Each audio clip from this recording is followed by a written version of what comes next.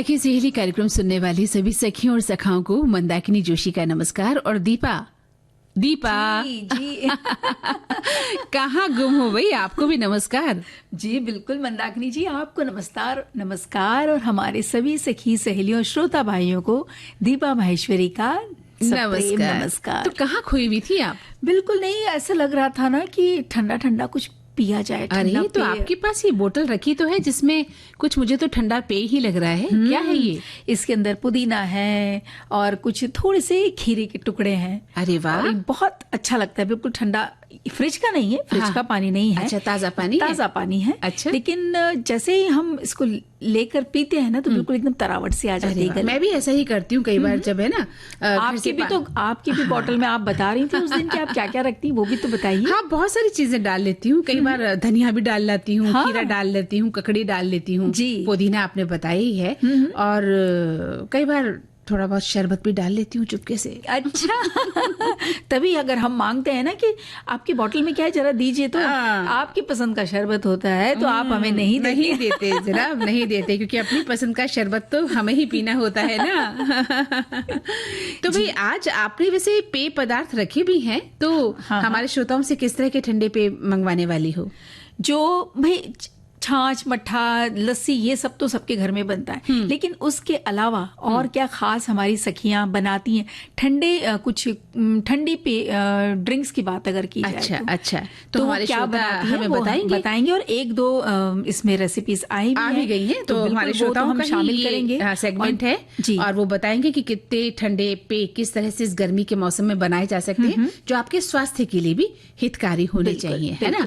ऐसा नहीं हो कि आपका गला खराब हो जाए, आपका पेट चल जाए जी, ऐसा कुछ नहीं होना चाहिए। ऐसा कुछ नहीं। बाजार की किसी भी तरह की कोल्ड ड्रिंक्स की बात नहीं करेंगे, घर में जो पेय पदार्थ बनाए जाते हैं। अच्छा, आप मतलब मट्ठा और कुछ भी बनाते हैं उसके बारे में भी बता सकते हैं, उसमें क्या क्या डालते हैं? जीरा डालते हैं, अजवाइन डालते हैं, पुदीना डालते हैं जी, क्या डाल के उसको ठंडा बनाते हैं ताकि वो पेट के लिए राब हम बनाते हैं, किस तरह से बनाते हैं ये हमें थोड़ा सा बताइएगा, क्योंकि गर्मी का मौसम है और सच बचाए बहुत इच्छा हो रही है कि हमारे श्रोता ठंडे ठंडे पेय पदार्थ बना के हमें भेज दें। बिल्कुल, और उसी ठंडक से, उसी ठंडे दिमाग से कई बहुत सारे संदेश हमें लिख भेजें। तो आप बताइए और कौन से विषयों पर हम बात करने वाले हैं? इंटरनेट पे जो सेहत की जानकारियां मिलती हैं, जो भी उपलब्ध हैं, हम भी पढ़ लेते हैं कई बार, लेकिन वो कितना अपनाना चाहिए, कितना नहीं, और कितना सच है, सबसे बड़ी बिल्कुल बहुत महत्वपूर्ण सवाल उठाया है आपने, क्योंकि हम जैसे ही पढ़ते लिखना शुरू कर देते, अरे ये तो बहुत आसान है, मैं कर लूंगी, ये कर लेंगे। हाँ, लेकिन कई बार ऐसा होता है ना, घर में किसी की तबीयत अचानक खराब हो गई, और मान लीजिए एक युवा है जो कि हमेशा इंटरनेट पे बहुत रहते हैं, तो वो तुरंत देखने लगते हैं, अरे ऐसा कुछ हो रहा है तो ये तो ऐसा किया जा सकता है, क्या किया जा सकता है। तो वो कितना उचित है उस वक्त, उस गंभीर स्थिति में हम ये कितना इंटरनेट पे हम भरोसेमंद रहें ना रहें, इस बारे में चर्चा करें। कई बार मुझे भी डर लगता है, वो कहते हैं लंबे बाल दिखाते हैं कि लंबे बाल बढ़ाने के लिए ये डालिए, फिर इसको उबालिए, फिर इसको छानिए, तो डर लगता है कहीं बना के बालों में डालेंगे तो रहे सहे बाल तो गायब नहीं हो जाएंगे। इसका भी डर लगता है बिल्कुल, और वो जिस तरह से दिखाते हैं वो सच भी लगता है, और सच भी लगता है, ऐसी बात नहीं है। मतलब ये एक भ्रम बना ही रहता है। तो ये लाभ है या हानि है, इसके बारे में आप जिक्र करना, और समय का उचित नियोजन कितना जरूरी है, तो हमारे सभी श्रोता जानते हैं कि आप समय के हिसाब से कितना चलते हैं, घर को लेकर या ऑफिस जाते हैं या परिवार के आपके लोग समय का महत्व समझते हैं। समय पर उठना, समय पर सोना, समय पर खाना, खेलना कूदना, पढ़ना लिखना, 100 काम होते हैं जिंदगी में, होते हैं बिल्कुल। तो क्या आप समय का उचित प्रबंधन करते हैं? क्योंकि देखिए, निबंध लिखना एक अलग बात है, समय का महत्व सभी लोगों ने, वो तो मैं बहुत अच्छा लिख सकती हूँ लेकिन उसे हम अपनाते कितना हैं? तो आप अपने जो एक्सपीरियंस है, अपने अनुभव है, वो जरूर बताइएगा कि कहीं पर आप समय पे पहुंचे या कहीं पर आपने समय का ध्यान नहीं रखा तो कहीं पे आपको नुकसान हुआ, वो भी हमें बताइए। बिल्कुल, और कई बार पेपर भी छूट जाता है बच्चों का, आप समय पर नहीं पहुंचते हैं, या कई बार ऐसा भी हुआ आप बस से कहीं जा रहे हैं, बस खराब हो गई है और वहां तक गंतव्य स्थान तक नहीं पहुंच पाए, तो बच्चों के पेपर छूट जाते हैं, है ना। ऐसी भी और बड़े शहर जैसे मुंबई हो गया, यहाँ पर हमको समय का बहुत ज्यादा ध्यान रखना पड़ता है, क्योंकि एक जगह से दूसरी जगह कहने को वो दिखाता है किलोमीटर से, मान लीजिए कि 5 ही किलोमीटर, छोटा शहर होगा तो हम शायद 15 मिनट में पहुंच जाएंगे, लेकिन यहाँ जैसे जो बड़े शहर है, मेट्रोपॉलिटन सिटीज में, वहां पर वो चीज को और एक्स्ट्रा हमें ध्यान रखना पड़ता है कि ट्रैफिक मिल सकता है, हम कहीं अटक सकते हैं, तो वो आधा घंटा पौना घंटा लेके चलना पड़ता है। तो उस तरह से क्या आप सोच रखते हैं, आपका किस तरह से रुख रहता है समय को लेकर? बताइए। वैसे कई संदेश आ भी गए हैं जी। और जरा याद करो, कुर्बानी में आज हम किसका जिक्र करेंगे? जी, आज हम पुरुषोत्तम दास टंडन, इनकी जो उपलब्धियां या इनकी जो इन्होंने तकलीफें उठाई हैं हमारे स्वाधीनता संग्राम में, उसके बारे में बात करेंगे। तो चलिए पहले सुन लेते हैं एक दीवानी, जैसे कि आप हैं हमारी मस्तानी। अरे भाई, बड़ा अच्छा लगा ये पूछना कि मैं आपको क्या कह सकती हूँ। तो एक नया नाम पता चला दीपा का कि मैं आपको दीवानी कह सकती हूँ और मंदाकिनी जी को मस्तानी कह सकते हैं। अरे कहीं हम भूल न जाए कि हमें विषय पर बात करनी है। बिल्कुल, ये बातें तो कहीं और जा रही हैं। देखिए, हम बात कर रहे हैं समय के प्रबंधन की और हम बातें कहीं और ले जा रहे हैं। तभी तो गीत भी यही कह रहा था कि मैं भूलता नहीं हूँ, लेकिन तो जो समय का प्रबंधन है ना दीपा जी, वो बहुत जरूरी है। सीधे सादे शब्दों में कहा जाए कि समय का उपयोग हमेशा समय पर करना ही चाहिए, और अगर आप नहीं करते हैं तो फिर जिंदगी भर तनाव में रहते हैं। बिल्कुल बिल्कुल। और इतने संदेश आए हैं समय को लेकर के, हमें बहुत अच्छा लग रहा है कि हमारे साथियों ने खूब सारी बातें अपनी और अपने अनुभव भी साझा किए हैं, यानी वो जागरूक है समय को लेकर। बिल्कुल बिल्कुल। अच्छा, एक तो बहुत ही अच्छा लगा ये मैसेज, बहुत सभी अच्छे हैं। ये हमारी सखी लिखती है कि काम करते समय मन पहले से तैयार करना पड़ता है। एक बार जब काम शुरू हो जाता है तो एक के बाद एक काम दिमाग में आते चले जाते हैं, क्योंकि हम अटक जाते हैं ना, कहाँ से शुरू करें। लेकिन शुरू होता है तो कैसे होते जाते हैं। देखिए, ये बताती है कि जब मैं घर में रहती हूँ तो बहुत जल्दी जल्दी हाथ और दिमाग तेजी से चलते हैं। एक तरफ वॉशिंग मशीन में कपड़े चल रहे हैं तो गैस पर चाय चढ़ा दी, टोस्टर में टोस्ट लगा दिया और माइक्रोवेव में कुछ गर्म हो जाता है। फिर डाइनिंग टेबल पे सारा सामान हम लगा देते हैं। क्या बात है, क्या बात है। ये होता है काम करने का एक उचित तरीका। बिल्कुल। लेकिन आप इससे कहीं तनाव में तो नहीं आ जाती? ये बात भी हमें बताइएगा। ऐसा ना हो कई बार क्या होता है कि हम 4 काम एक साथ हाथ में ले तो लेते हैं, लेकिन थोड़ा तनावग्रस्त भी हो जाते हैं, और कहीं गड़बड़ तो नहीं हो जाती। कभी पता चला आपका टोस्ट जल गया, चाय उबाल कर बाहर आ गई। जी जी। तो ये भी हमें बताइएगा। ये भी बताइएगा। एक श्रोता लिखते हैं कि समय का उचित नियोजन हमारी सेहत के लिए बहुत जरूरी है, क्योंकि स्वास्थ्य ही सर्वप्रथम आता है, जिससे हम परिवार से, समाज से जुड़े रहते हैं और अपने लिए अच्छा अवसर बनाते हैं, और उन अवसरों का लाभ हम अपनी भविष्य की योजनाओं में भी शामिल कर सकते हैं। समय का उचित नियोजन किसी काम को सरलता से पूरा करने में सहायक होता है, और उसे हमें कम श्रम खर्च करना पड़ता है, और हड़बड़ी में हम कोई काम बिगाड़ नहीं पाते।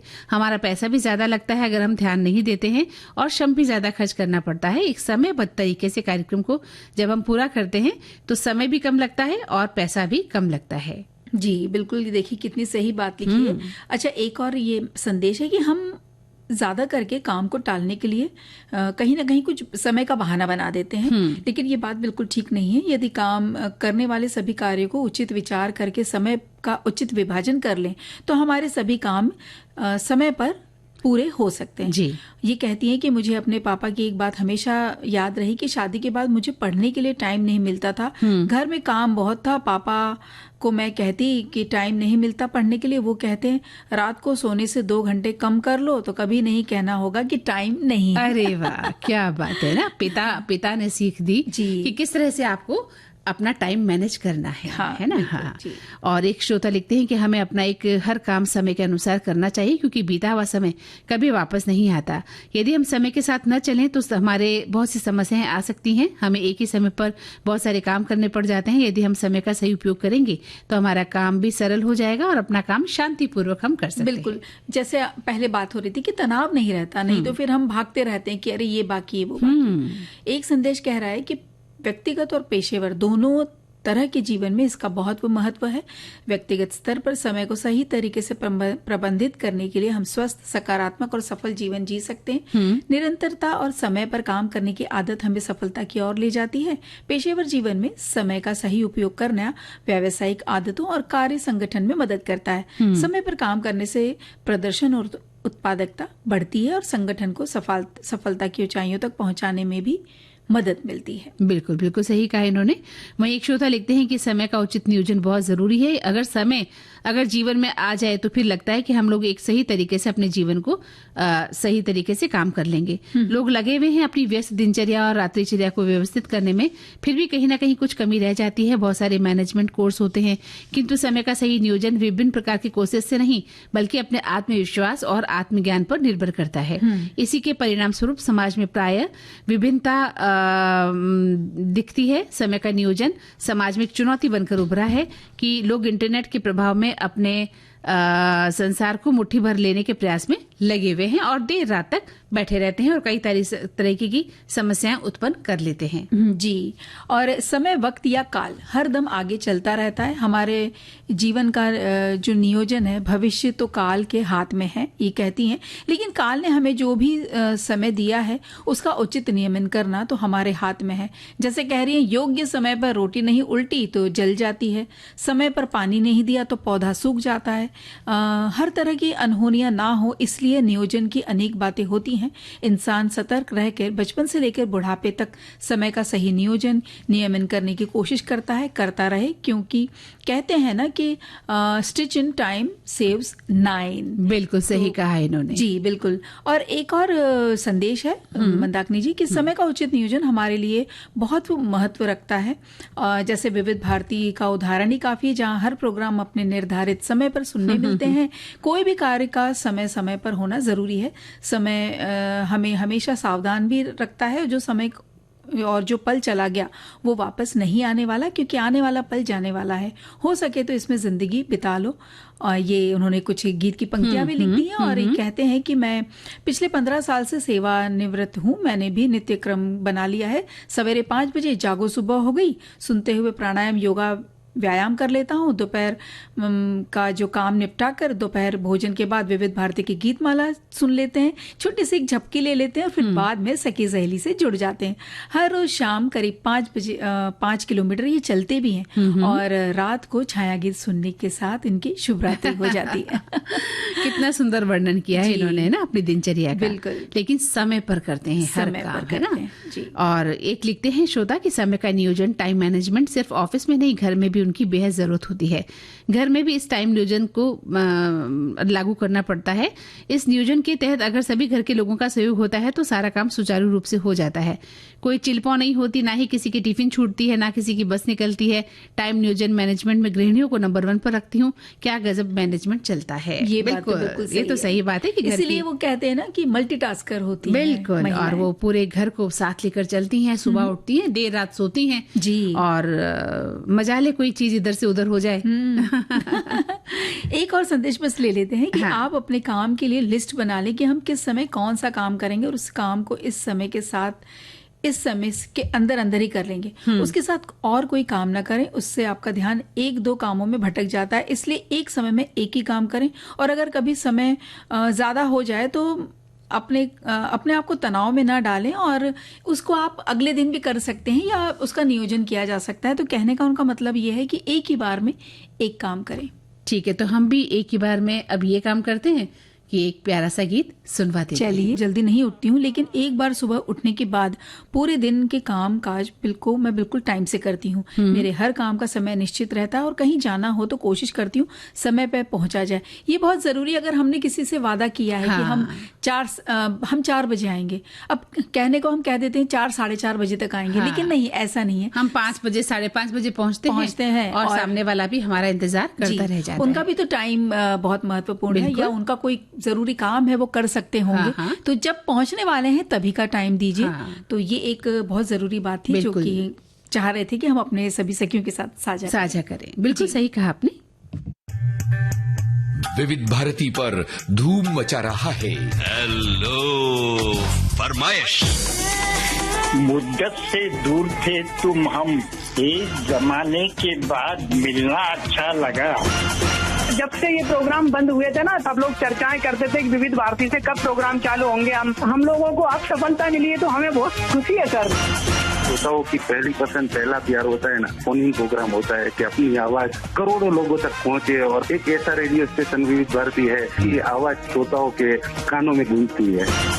आपको आपको बता दें, हेलो फरमाइश कार्यक्रम के लिए आप भी कर सकते हैं फोन कॉल। रिकॉर्डिंग बुधवार को दिन में 11 बजे से लेकर 1 बजे के बीच। हेलो फरमाइश कार्यक्रम का प्रसारण मंगलवार और गुरुवार को शाम 4 बजे। पुनः प्रसारण बुधवार और शुक्रवार को दिन में 10 बजे विविध भारती पर। हेलो फरमाइश। मंदाकिनी जी, आज हम नमन कर रहे हैं क्रांतिवीर पुरुषोत्तम दास टंडन को। हाँ, बिल्कुल जी। आप वो स्वाधीनता सेनानी हैं जिन्होंने हिंदी भाषा को आगे बढ़ाने और इसे राष्ट्रभाषा का स्थान मिले, ऐसे उन्होंने बहुत प्रयास किए और राजश्री के नाम से भी आप बहुत प्रसिद्ध थे। हमारे देश के राजनीतिक और सामाजिक जीवन में नई लहर पैदा करने के कारण आपको कर्मयोगी भी कहा गया और 1961 में देश के सर्वोच्च नागरिक सम्मान भारत रत्न भी आपको प्राप्त है। जी बिल्कुल। और पुरुषोत्तम दास जी की बात हम कर रहे हैं। इनका जन्म 1882 में इलाहाबाद उत्तर प्रदेश में हुआ था और प्रारंभिक शिक्षा के साथ LLB की डिग्री उन्होंने हासिल की और इतिहास विषय में MA उन्होंने पूरा किया और वहाँ इलाहाबाद से ही किया था इन्होंने। जी। 1906 में आपने इलाहाबाद उच्च न्यायालय में काम करना शुरू कर दिया था और आपका व्यक्तित्व तो बहुत तेजस्वी था। साथ ही पुरुषोत्तम दास एक समाज सुधारक रहे, कर्मठ पत्रकार रहे और हिंदी के अनन्य सेवक और प्रखर वक्ता भी रहे हैं। जी। और विश्वविद्यालय में पढ़ते हुए ही आपको क्रांतिकारी जीवन आपने शुरू कर दिया था और 1889 में राजनीतिक दल में शामिल हुए। इसके वजह से उन्हें कॉलेज से निकाल भी दिया गया। और बस 1919 में जलियांवाला बाग कांड के लिए भारतीय राजनीतिक दलों ने जो कमेटी बनाई उसके साथ आप सदस्य भी थे। महात्मा गांधी के आग्रह पर आपने वकालत छोड़कर स्वाधीनता संग्राम में सक्रिय होना ज्यादा जरूरी समझा और रॉलेट एक्ट के विरोध में हुए सत्याग्रह में अत्यंत महत्वपूर्ण भागीदारी भी आपकी रही। जी। वर्ष 1930 में सविनय अवज्ञा आंदोलन में आप गिरफ्तार भी हुए थे। इसके बाद इलाहाबाद में कृषक आंदोलन का संचालन किया। किसानों को लगान न चुकाना पड़े, इसके लिए भी कई सक्रिय आंदोलन किए।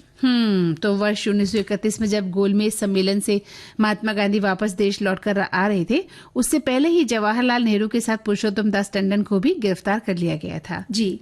बिहार प्रदेश में कृषि क्षेत्र में प्रगति के लिए आपने कई कार्य किए। 1933 में बिहार की जो प्रादेशिक किसान सभा के वे अध्यक्ष चुने गए। आपने भारत विभाजन का भी बहुत डटकर विरोध किया था और आप हिंदी भाषा के भी प्रबल जो समर्थक रहे। इसके कई उदाहरण उनके सामने आते हैं, जैसे 10 अक्टूबर 1910 को नागरी प्रचारिणी सभा वाराणसी के प्रांगण में हिंदी साहित्य सम्मेलन की स्थापना करा उन्होंने की और 1918 में हिंदी विद्यापीठ की स्थापना की। 1947 में हिंदी रक्षक दल का गठन उन्होंने किया। जी। वे हिंदी भाषा को देश की आजादी का एक बड़ा साधक मानते थे। स्वतंत्रता के बाद पहले चुनाव जो कि 1951 में हुआ, आप उन प्रत्याशियों में से एक थे जो निर्विरोध चुने गए थे। 1952 के उपचुनाव में भी वे विजय रहे। 1962 के चुनाव में भी आपने जीत हासिल की और उत्तर प्रदेश के विधानसभा के प्रवक्ता के रूप में 13 वर्ष तक उन्होंने काम किया, यानी 1937 से 1950 तक उनका काम लगातार होता रहा। और हिंदी भाषा को देश में अग्रणी स्थान दिलाने के लिए जो उन्होंने प्रयास किए, वर्ष 1961 में भारत रत्न से उनको सम्मानित भी किया गया। जी। और देश और हिंदी भाषा के लिए समर्पित पुरुषोत्तम दास टंडन का जो निधन हुआ था वो 1 जुलाई 1962 को हो गया था। जी। उनके इतने महान कार्यों के लिए हम उन्हें कोटि कोटि नमन करते हैं।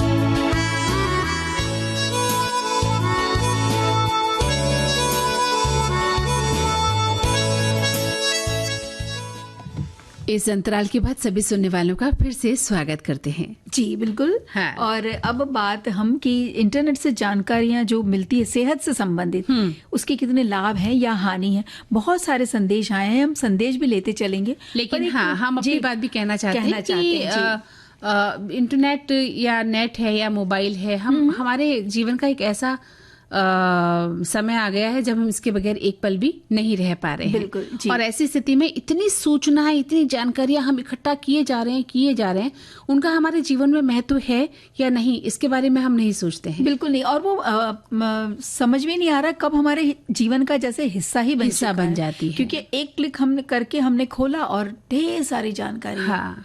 और यही उसका कितनी वो सही है जानकारी, कितनी सटीक है, हाँ। हमें पता नहीं होता, लेकिन कभी कभी इस तरह से प्रस्तुत किया जाता है, हमें लगता है बस यही करना चाहिए। हाँ, यही करना चाहिए। और दूसरा एक बात और है कि आप और हम तो समझदार हैं, जो बाल मन है ना, बच्चे, जी। उनके दिलो दिमाग पर बुरा असर पड़ता है, क्योंकि उनके हाथ में मोबाइल रहता है और वो देखते रहते हैं, उनको सूचनाएं चाहिए, जानकारियां चाहिए, उनका जीवन अभी सूचनाओं पर ही उनकी जिंदगी है, दुनिया भर की इन्फॉर्मेशन वो इकट्ठा करते हैं। ऐसे में जब उन्हें कोई ऐसी इन्फॉर्मेशन मिलती है जिस पर एक सवालिया निशान खड़ा हो जाए, तो वहां दिक्कत आती है, क्योंकि उनका जो बाल मन है, कच्चा मन है, वो उसे स्वीकार कर लेता है और बाद में कई बार धोखा भी खा जाता है। जी बिल्कुल। और जो इंटरनेट की जानकारी, जैसे हम कह रहे थे कि एक क्लिक की दूरी पर है, ऐसे में लोग अपनी बीमारी के निदान और उपचार के लिए इंटरनेट पे भरोसा कर ही लेते हैं, बजाय इसके कि हम किसी चिकित्सक के पास जाएं, डॉक्टर के पास जाएं, हम वहां से सलाह लें। इस तरह खुद अपने शरीर में लक्षण ढूंढना और खुद इलाज तय कर लेना, ये जोखिम भरा हो सकता है। और इंटरनेट हमारी जानकारियों का पहला और सबसे सुलभ स्रोत हो चुका है, इसलिए बहुत से लोग बीमारी का पता लगाने और इलाज के लिए इस पर भरोसा भी करने लगे हैं। बाल अधिक झड़ रहे हैं तो इंटरनेट खोजने लगते हैं, सांस फूल रही है तब भी हम इंटरनेट पर सर्च करने लगते हैं। हालांकि इसके कारण गलत फहमियां, पनपने, गलत उपचार होने और या रोग बढ़ जाने, यहाँ तक कि कोई गंभीर बीमारियां होने का भी मंदाकिनी जी खतरा हो जाता है। बिल्कुल सही कहा आपने दीपा, कि मान लीजिए हमें आधी रात को पेट के निचले हिस्से में दर्द उठता है, अब हम क्या उठते हैं, देखते हैं और घूमते हैं, लेकिन दर्द दूर नहीं होता, ठीक है, तो हम इंटरनेट पर लक्षण लेकर सर्च करते हैं और कई वेबसाइट में लिखा होता है कि कब्ज की वजह से या गुर्दे की पथरी की वजह से या मूत्राशय में संक्रमण की वजह से या गैस के कारण ऐसा हो रहा है, तो हमारे दिमाग में सीधे सीधे गंभीर रोग आ जाते हैं और हम तनाव पा लेते हैं, फिर हमें नींद और नहीं आती। बिल्कुल बिल्कुल ऐसा ही होता है। और कभी कभी तो मरीज अपनी स्थिति और लक्षण के बारे में इंटरनेट पर ढूंढ कर फिर डॉक्टर से परामर्श लेते हैं। पहले वो सारा ढूंढ लेते हैं, सारा कुछ सर्च कर लेते हैं, वो जो पढ़ते हैं उसके आधार पर कई बार उन्हें उनसे फिर बेबुनियाद सवाल करते हैं और डॉक्टर नाराज भी होते हैं। मैंने देखा है ऐसे लोगों को कि वो डॉक्टर से तर्क कुतर्क कर रहे हैं, फिर डॉक्टर कहते हैं कि आप डॉक्टर हैं या मैं डॉक्टर हूं। हाँ बिल्कुल। और अगर दवाइयां लिख दी हैं डॉक्टर ने, तो फिर वो उस पे भी इंटरनेट पे पड़ताल करते हैं, फिर उस पे भी उल्टे सवाल किए जाते हैं कि ये दवाई किसी और समस्या के लिए है तो मुझे क्यों दी है, ये भी हमने देखते बोलते सुना है। हालांकि ये सच है कि एक ही दवा कई तरह के उपचार में मदद कर सकती है।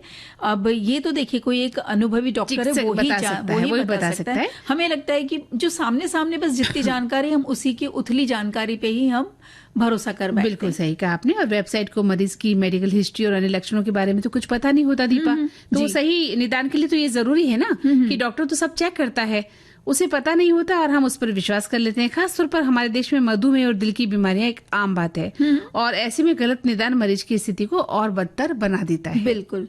अब आम आदमी के लिए इंटरनेट पर पढ़कर अपनी बीमारी का ठीक से पता लगाना तो देखिए संभव नहीं है। कभी कभी गंभीर बीमारी की अनदेखी हो जाती है या कुछ मामलों में बेवजह ही गंभीर बीमारी की चिंता हमें सताने लग जाती है। अब लोग टेस्ट कराने के बाद इसके परिणामों को भी इंटरनेट की मदद से समझाने की कोशिश, है ना, ऐसा भी होता है। हम वहां पे भी रीडिंग्स को चेक करते हैं कि ये नॉर्मल है, नहीं है, हाई है या लो है, इस तरह की बातें होती है ना। ब्लड रिपोर्ट आते ही लोग इंटरनेट पे तलाश करने लग जाते हैं, फिर अपने ब्लड ग्लूकोज या कोलेस्ट्रॉल या लिवर एंजाइम, इस तरह के जो पैरामीटर्स होते हैं उसका अर्थ समझने की कोशिश करते हैं, जो कि सही नहीं है। ये इसके लिए क्यों फिजिशियन एक रखा गया है, तो वो ही पढ़कर आपको बता सकते हैं कि क्या सही है और क्या गलत है। तो हमारे श्रोता भी बताएं कि उनकी जिंदगी में क्या इंटरनेट या इस तरह की जानकारियां इतना महत्व रखती हैं कि वो डॉक्टर को अवॉइड कर देते हैं और इन्हीं जानकारियों का आधार बनाकर अपना जीवन चलाते हैं। मसलन जैसा हमने कहा कि भी बाल लंबे करने का आपको कोई नुस्खा बताया जा रहा है, और कई बार तो ऐसे भी देखने में आता है कि कई तरह के टोटके, जिसे टोटके कहा जाता है, वो भी इंटरनेट पर मिल जाते हैं कि ये टोटका इस बात के लिए है, और हम उस पर विश्वास करके जिंदगी में जब आजमाते हैं तो लेने के देने भी पड़ जाते हैं, है ना। गलत फहमियां अलग उत्पन्न हो जाती हैं दो इंसानों के बीच में। तो ऐसे इतना आपको नहीं बनना है, मतलब क्या कहना चाहिए, अंधभक्त नहीं होना चाहिए। विश्वास करें देखें परखें पहले कि जो बात बताई जा रही है वो कितनी सही है और हमारे लिए कितनी सही साबित हो सकती है। और अब क्या सही है? अब सही है एक गीत। चलिए।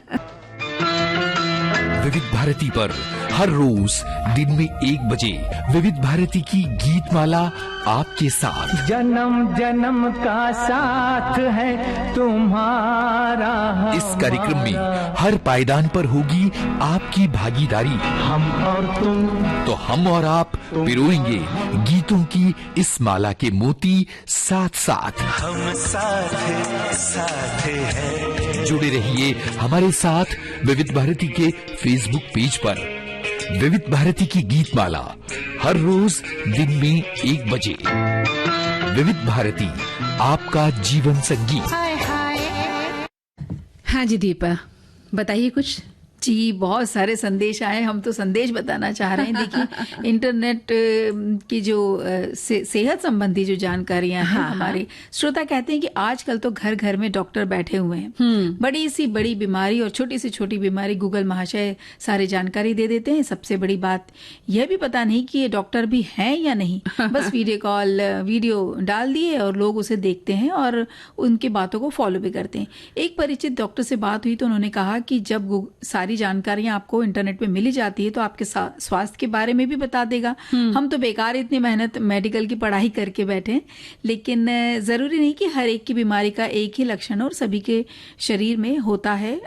कुछ बीमारियां तो इतनी साइलेंट किलर होती हैं, बिल्कुल बाद में जाके पता चलता है, जैसे कि कोई लिवर की बीमारी होगी। कोई भी वीडियो और गूगल सर्च आपकी बीमारी का इलाज नहीं कर सकता, इसलिए नीम हकीम खतराए जान बिल्कुल है ना। और हमारे श्रोता लिखते हैं कि इंटरनेट से सेहत की जानकारियां हम लेते तो हैं भाई। एक ऐसा विषय है जिसके फलस्वरूप ऐसा लगता है कि सभी अपने अपने बौद्धिक क्षमता के अनुसार इंटरनेट रूपी पैमाने से शरीर शास्त्र जैसे अथाह सागर को नापने का प्रयास कर रहे हैं। फिर कहावत भी है कि जिन खोजा तिन पाइया, गहरे पानी पैठ। और शरीर सागर की गहराई तो अपने आप में ही अनुसंधान की अपेक्षा में है। इसलिए पैमाने डालते रहें और हानि लाभ झेलते रहें। ठीक हुए तो ठीक, नहीं तो मृत्यु आखिर सत्य है ही। बिल्कुल कटु सत्य है। ऐसे हाँ, ऐसी गलती हमें नहीं करनी चाहिए कि आपकी जान को खतरा हो जाए। जो भी आपने थोड़ी देर पहले भी कहा था कि वहीं तक विश्वास करें जहां तक वो सही हो। ठीक है, जो प्राथमिक चिकित्सा तक ठीक है। हाँ। जब तक कि हम डॉक्टर के पास नहीं जा पा रहे तब तक आपने कर लिया, वहां तक ठीक है। लेकिन हम सोचे कि बिल्कुल वहीं से देख के, इंटरनेट से देख के समझ के कर लेंगे, वो गलत है। और स्वास्थ्य के अलावा भी बहुत सारी चीजें हैं दीपा जी, जो हम वो कहते हैं ना, आंख मूंद कर विश्वास करने लग गए हैं। तो ये विश्वास जो है कई बार हमारे लिए घातक हो जाता है। जी, इंटरनेट बच्चों और युवाओं के स्वास्थ्य के बारे में जानकारी का एक समृद्ध स्रोत हो सकता है, लेकिन ये हमेशा स्पष्ट नहीं होता कि जानकारी विश्वसनीय है या नहीं। विश्वसनीय स्वास्थ्य जानकारी वस्तुनिष्ठ, निष्पक्ष और वैज्ञानिक साक्ष्य पर आधारित होनी चाहिए। बिल्कुल ठीक है।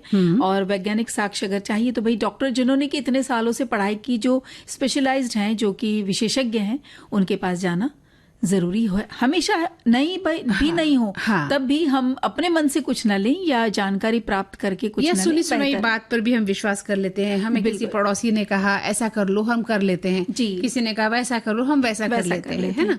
और हम डॉक्टर के पास जाने से कतराते हैं। वो हमारे लिए बहुत मुश्किल पैदा कर देता है। बिल्कुल। और एक ने लिखा है कि आजकल यूट्यूब पर एक्सपर्ट डॉक्टर की भरमार है और खास बात यह है कि इनके बताए हुए इलाज हम बिना सोचे समझे आजमाते हैं। बस लाइक करो, शेयर करो, यही इनका फंडा होता है। लेकिन हमारे फैमिली डॉक्टर पे विश्वास हमें रखना चाहिए और इस बारे में उन्हीं से सलाह लेनी चाहिए। न लेने पर हमारा ही नुकसान हो सकता है। बिल्कुल। एक संदेश है कि इंटरनेट पर उपलब्ध जानकारी हमेशा सटीक नहीं होती और गलत जानकारी से नुकसान हो सकता है। ऑनलाइन स्वास्थ्य जानकारी पर बहुत अधिक ध्यान देने से चिंता और तनाव बढ़ जाता है। इंटरनेट पर लक्षणों के बारे में जानकारी देखकर खुद को बीमार समझना, बिना डॉक्टर से सलाह लिए इलाज करना खतरनाक हो सकता है। और स्वास्थ्य संबंधी जानकारी जो यहाँ मिलती है उससे समय भी बर्बाद होता है। हमें नेगेटिव जो विचार आने लगते हैं और तनाव बढ़ सकता है। सोशल मीडिया और ऑनलाइन गेमिंग स्वास्थ्य के लिए हानिकारक हो सकते हैं। ऑनलाइन निजी जानकारी साझा करने से भी खतरा हो सकता है, मतलब इसका भी हो सकता है। बिल्कुल बिल्कुल जी। और बच्चों के लिए इंटरनेट का अधिक उपयोग मानसिक और शारीरिक स्वास्थ्य को नुकसान पहुंचाता है। बच्चे देखिए ना, कमरे में कैद होकर रह गए हैं। उन्हें ना तो खिलखिलाना आता है, ना कोई उनको मजाक करना आता है, ना कोई खेलना, क्योंकि उनका सारा ध्यान इंटरनेट पर है। मोबाइल उनके हाथ में है, वो वहीं तक सिकुड़ कर रह गए। उनका जो व्यक्तित्व निखर कर आना चाहिए दीपा, वो कहाँ आ पाता है। जैसा हम बचपन में खेला करते थे, गिरा करते थे, चोट लगा करती थी, खून आया करता था, माता पिता के चपत खा लिया करते थे, डॉक्टर के पास जाके पट्टी होती थी, है ना। ये सब चीजों से तो वो नावाकिफ है। बिल्कुल। देखिए ना, ये एक बहुत अच्छा सा मैसेज है कि इंटरनेट की से सेहत की जानकारियां, ये कहते हैं कि मेरे फैमिली डॉक्टर ने बड़ा सा पोस्टर लगाया है, अगर आप गूगल से जानकारी लेकर डॉक्टर से चर्चा करना चाहते हो तो गूगल से ही दवाई भी ले लेना। ही बातें करते रहे सखी सहेली के इस मंच पर अपनी सखी और सखाओं से, लेकिन समय का नियोजन भी हमें देखना है। अच्छा, एक और बात यहाँ पे हमारे एक सखी ने लिखी कि मुझे इत्तेफाक, मैं ये इसे इत्तेफाक कहूँ या कुछ और समझूं, लेकिन जब हमने गाना ये सुना था ना, मुझे दर्द रहता है, तो उनके भी ख्याल में वही आ रहा था, वो वही गाना गुनगुना रही थी और बस उसी वक्त हमने ये गाना बजा दिया। इसे कहते हैं टेलीपैथी, यानी हमारा दिल आपसे मिलता है। एक फिल्म आई ना, हमारा दिल आपके पास है, बस वो उसी तरह का ही कनेक्शन है, मामला हो रहा था ना। तो चलो अब प्यास लग गई है, कुछ ठंडा पी लेते हैं। देखिए, एक रेसिपी देने से पहले एक संदेश पढ़ दूं। हमारे एक श्रोता लिख के भेजती है कि गर्मियों का मौसम आते ही ठंडी चीज खाने का दिल करता है, लस्सी, दही, शरबत और ठंडा पानी बहुत अच्छा लगता है। गर्मियों का मौसम गर्म होता है, बार बार प्यास लगती है, और बेल का शरबत, ये सब बहुत अच्छा लगता है उन्हें। साथ में खीरा, ककड़ी, प्याज का सेवन करना चाहिए। सत्तू भी बहुत गर्मी पर पीने में बहुत काम है। ये जी हाँ, ये ठंडक देता है शरीर को। और लोग अक्सर फ्रिज का पानी पीते हैं, लेकिन नहीं वो करना चाहिए, हमें मटके का पानी पीना चाहिए। ठीक है, कभी कभी आइसक्रीम, कुल्फी का अपना मजा होता है, ले लीजिए, लेकिन ये जो बच्चों को ये जो कोल्ड ड्रिंक्स वगैरह पिलाते हैं, ये हमारे श्रोता लिखते हैं कि इससे हमें खुद भी बचें और अपने बच्चों को भी बचाएं। जबकि होता क्या है कि फ्रिज में न जाने कितनी बोतलें भरी रहती हैं आगे तक के लिए, है ना। हाँ, कोल्ड ड्रिंक्स की, और उसके न जाने कितने कितने तरह की वैरायटी बनती होती है ना जी। एक श्रोता लिख रहे हैं कि मेरे घर में गर्मियों में ज्यादातर आम का पन्ना बनता है, जिसे हम बिहारी आम झोरा कहते हैं। कच्चे आम को पकाकर या उबालकर उसके पल्प निकालकर उसे पानी में अच्छी तरह घोल देते हैं, फिर उसमें पुदीना की कुछ पत्तियां डाल देते हैं, काला नमक, जीरा पाउडर, थोड़ी सी चीनी डालकर अच्छी तरह मिला लेते हैं, और इसे पीने से लू नहीं लगती है। बिल्कुल सही कहा है, बिल्कुल सही कहा जी। और ये कई जगह पिलाया जाता है ना कि आम का पन्ना पी के निकलो, लू नहीं लगेगी। बिल्कुल जी। अच्छा, ये एक हमारी श्रोता ने लिखा है कि बेल का शरबत हम रोज पी सकते हैं इन दिनों में। ये बनाने में भी बहुत आसान है, बस बेल को तोड़ो और पानी मिलाकर अच्छे से मसल लो, और जो बीज है वो निकल जाए, इतना आप उसको अच्छे से मसल लीजिए। अगर शक्कर आपको पसंद है तो वो डालिए, या फिर आपको शक्कर के लिए जो और कुछ और विकल्प डालना चाहते हैं, जैसे गुड़ हो गया, ये शहद हो गया, वो डाल लीजिए। थोड़ा सा नमक डाल लीजिए, और फिर ठंडा ठंडा पीकर देखिए। ये स्वास्थ्य के लिए भी बहुत लाभदायक है और पाचन तंत्र को भी स्वस्थ बनाता है। बेल का शरबत तो कई लोग तो रोज ही पीते हैं, रात को बेल को जो है पानी में डालकर रख देते हैं और सुबह उसको इसी तरह से उसका शरबत बना लेते हैं जी। एक श्रोता लिखते हैं कि पके बेल को तोड़ लें, सारे गुदा को निकालकर इसमें पानी में डालकर घोल लें, छलनी से छानकर इसके सारे बीज और रेशे निकाल लें, इसमें थोड़ी मात्रा में चीनी मिला दें, घोल को तैयार करके फ्रिज में रख दें। जब भी सर्व करना हो ठंडे पानी बर्फ के टुकड़ों के साथ सर्व करें। बेल की शरबत पेट को ठंडक देती है और गर्मियों में ये अमृत पेय है। अगर बेल कच्चा है तो थोड़ा सा इसका कसला स्वाद रहता है, पका बेल का ही चुनाव करें। ऊपर से इसकी डंडियों को तोड़ेंगे तो एक बार आपकी उंगलियों के दबाव से टूट जाए तो समझिए बेल एकदम से पक्का है। तो ये कितनी अच्छी बात है, टिप बता दी है कि भाई अगर उसकी पका हुआ है या कच्चा बेल जाए तो समझ में आ जाएगा कि ये कैसा है। हाँ। अच्छा, एक शरबत है ये गोंद कतीरा शरबत। इसके लिए आप 5-6 छोटे टुकड़े गोंद के छोटे छोटे टुकड़े ले लीजिए, रात भर भिगा दीजिए। दूसरे दिन सवेरे वो इस तरह से दिखेंगे कि जैसे क्रश्ड आइस होता है ना, उस तरह से दिखेंगे। फिर सब्जा के बीज ले लीजिए लगभग 2 चम्मच, उसको भी रात को भिगा दीजिए 1 घंटे के लिए, या नहीं इसे सुबह भिगाइए 1 घंटे के लिए। अब एक मिक्स बनाना है आपको। क्या लेना है उसमें? 1 कप सौंफ लीजिए, 1.5 कप मिश्री ले लीजिए, 1 चम्मच काली मिर्च, 1 चम्मच खसखस के दाने, इन सबको थोड़ा ऊपर नीचे भी कर सकते हैं। 1 चम्मच काला नमक पीसकर छान ले। अब इसे एक डब्बे में रख लिया। ये जो आपने सौंफ का मिक्स बनाया इसको डब्बे में रख लीजिए। अब ये जो गोंद कतीरा रात को हमने भिगाया था वो लीजिए, थोड़ा उसमें सब्जा डालना है, थोड़ा सा पुदीना, नींबू का रस जैसे आधा नींबू का रस जितना डाल लीजिए। अब ये जो सौंफ का मिक्स है वो 2 चम्मच डाल लें और ऊपर से आइस क्यूब डालकर इसको मिक्सर में घुमाल के बिल्कुल ठंडा सर्व कीजिए, बहुत अच्छा लगता है। क्या बात है। तो चलिए ये ठंडा ठंडा पेय पीते हैं और सुनते हैं ये इजाजत नहीं दे रहा है और बात करने का, है ना? बिल्कुल। मैं तो बिल्कुल निश्चिंत थी कि मंदाकिनी जी बैठी मुझे बता देंगे इस समय कब पूरा होने वाला है। और मैं उस गीत को गुनगुनाए जा रही थी, समय तू धीरे धीरे चल, समय तू धीरे धीरे चल, लेकिन समय तो अपनी गति से चलेगा ना जी। तो हमें उसके साथ कदम ताल मिलाकर चलना है। तो इस कार्यक्रम से यानी सखी सहेली कार्यक्रम से मंदाकिनी जोशी और दीपा माहेश्वरी को दीजिए इजाजत। नमस्कार। अनुश्री पाठक। सहेली।